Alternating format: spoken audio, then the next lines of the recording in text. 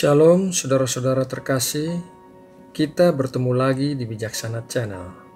Kami berdoa agar kiranya Allah Bapa memberkati kita semua dengan kesehatan dan berkat-berkat yang melimpah. Sebelum memulai renungan ini, mari kita berdoa. Bapa kami yang ada di sorga, segala puji syukur kami naikkan kepadamu sebab Engkau satu-satunya Allah yang hidup, yang layak dipuji dan disembah. Sekarang sebelum kami memulai aktivitas kami mau meluangkan waktu kami untuk mencari Engkau terlebih dahulu. Berbicaralah ya Bapa, sebab kami mau mendengar dan belajar darimu. Dalam nama Tuhan Yesus Kristus kami berdoa. Haleluya. Amin. Saudara terkasih, kedaulatan Allah dalam bahasa Inggris memakai kata sovereignty yang berarti dari kata sovereign atau gabungan dari kata sov dan reign. Sov artinya supreme, paling tinggi, dan reign artinya memerintah. Jadi, sovereign artinya adalah kekuasaan atau pemerintah yang paling tinggi dalam suatu negara. God's sovereignty atau kedaulatan Allah artinya adalah Allah sebagai pemerintah yang paling tinggi. Kedaulatan Allah kadangkala membuat orang salah mengerti bahwa sesuatu di dunia ini sudah diputuskan hasilnya oleh Allah, sehingga apapun yang manusia lakukan tidak dapat mengubah hasil akhirnya. Hal ini seringkali dijadikan alasan oleh orang-orang untuk berhenti berdoa. Akan tetapi, sesungguhnya kedaulatan Allah harus membuat kita lebih rajin lagi berdoa.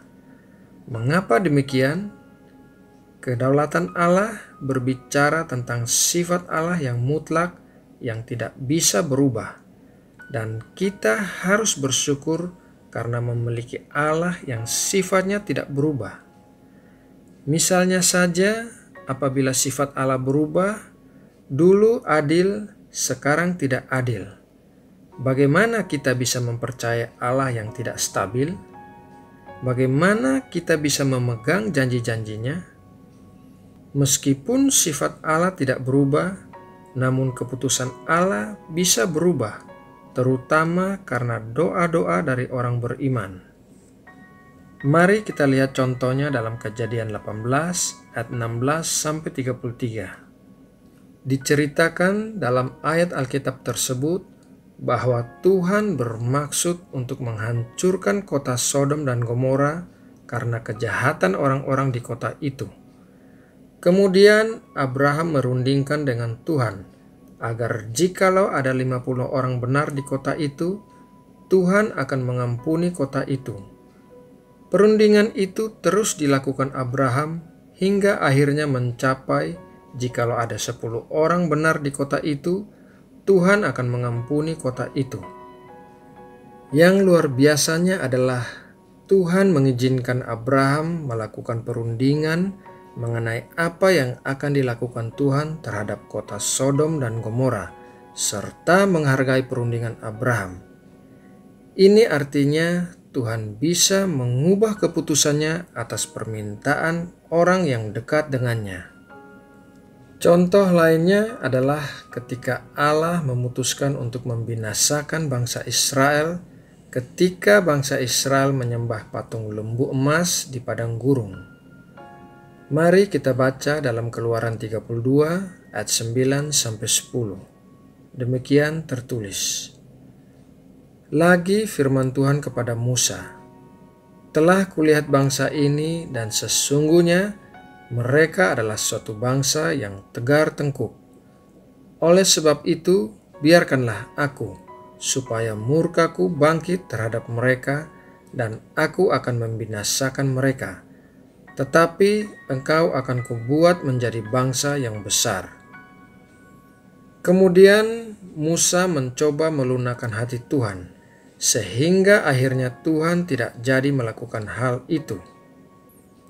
Saudara terkasih, kedaulatan Allah artinya adalah Allah memegang kendali terhadap semua yang terjadi di dunia ini.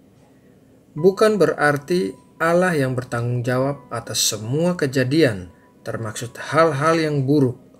Akan tetapi, Allah akan memakai semua yang terjadi untuk mendatangkan kebaikan bagi kita. Setelah kita mengerti bahwa Allah bisa merubah keputusannya akibat doa-doa kita, marilah kita lebih rajin lagi berdoa dan mempercayai bahwa doa-doa kita memiliki kuasa. Nah, saudara terkasih, demikianlah renungan kali ini tentang kedaulatan Allah dan doa kita. Dan untuk menutup renungan ini, mari kita berdoa. Bapa kami yang ada di sorga, dimuliakanlah namamu, dan biarlah setiap lutut bertelut dan setiap lidah mengaku Engkaulah Tuhan, Engkaulah Allah yang berdaulat. Bapa, sekarang kami akan mulai mengerjakan pekerjaan-pekerjaan kami hari ini. Kami percaya akan penyertaan-Mu bagi kami. Kami percaya Roh-Mu menuntun kami untuk mengambil keputusan-keputusan yang benar. Terima kasih Bapa. Kami juga mau mendoakan bangsa Indonesia dan anak-anak Tuhan di Indonesia. Kami percaya Engkau mengasihi Indonesia, dan biarlah api Roh Kudus kembali menyala bagi anak-anak Tuhan yang sedang patah semangat. Kuatkan dan teguhkan anak-anak-Mu ya Bapa. Terima kasih ya Bapa. Dalam nama Tuhan Yesus Kristus kami berdoa.